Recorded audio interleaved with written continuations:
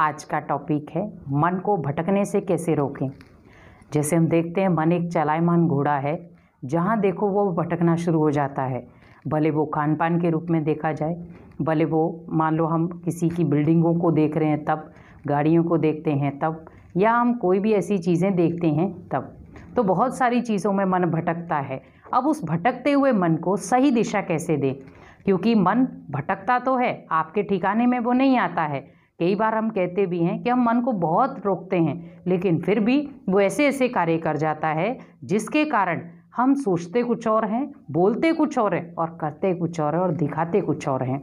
क्योंकि वो सबसे बड़ा कारण है कि आपका मन भटकता है, क्योंकि भटकने वाले को ही सही ठिकाना नहीं मिलता है। जैसे हम किसी को मान लो अपने घर बताते हैं कि मेरा घर इस जगह पे है, लेकिन उसको हम एड्रेस नहीं बताते, गली नहीं बताते, अपना हाउस नंबर नहीं बताते, तो वो व्यक्ति भटकता ही रहेगा।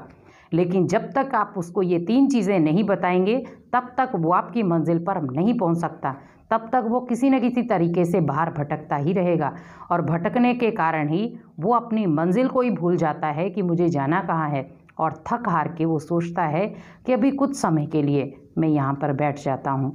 तो हमें ये देखना है कि वो भी सरासर मेरा टाइम वेस्ट था, क्योंकि अगर मैं पहले से ही उस आत्मा को ये बता देता कि आप भटको नहीं, मेरा घर ये है, मेरा हाउस नंबर ये है, तो उतना समय उसका बच जाता।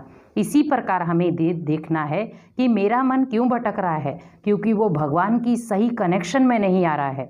जब भगवान के सही कनेक्शन में इस समय मन, अगर अपने मन को हम भगवान के याद में जोड़ लें तो ऑटोमेटिकली वो सारे तरीके से बंद हो जाएगा भटकना।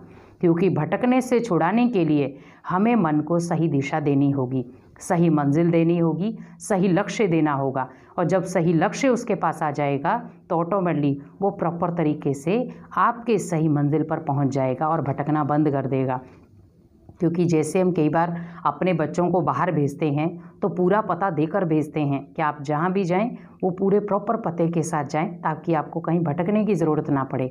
लेकिन आज ऐसे भी देखा गया है कि किसी को रास्ता पता नहीं होता, भटकते भटकते वो अपने माता पिता से बिछड़ जाता है, हर चीज़ से बिछड़ जाता है, और एक दिन वो उस तरीके में आ जाता है जहाँ पर उसे ये भी पता नहीं रहता है कि हम कहाँ पहुँच गए।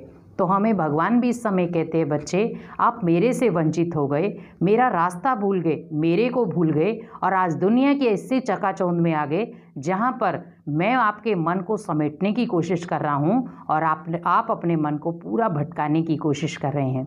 तो ये सोचिए कि मेरे मन को अगर लक्ष्य दिया होगा कि मुझे मनुष्य से देवता बनना है, तभी कहते हैं नर ऐसी करनी करे जो नारायण कहलाए और नारी ऐसी करनी करे जो लक्ष्मी कहलाए।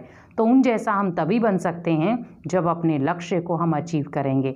तो लक्ष्य को अचीव करने के लिए हमें भगवान का सहारा लेना होगा, क्योंकि भगवान का सहारा जैसे हम लेते हैं तो भगवान हमें पूरी मंजिल बताता है कि बच्चे इस मंजिल से आप यहाँ पर आराम से पहुँच सकते हैं और अपने लक्ष्य को आराम से हासिल कर सकते हैं। इसीलिए मन को भटकाने में अपना समय वेस्ट ना करें, मन को सही मंजिल दें, ताकि वो सही मंजिल पर आकर सही रास्ता चुने, सही व्यक्ति चुने और सही समय चुने, ताकि वो भगवान से सही तरीके का कनेक्शन रख पाए। ओम शांति।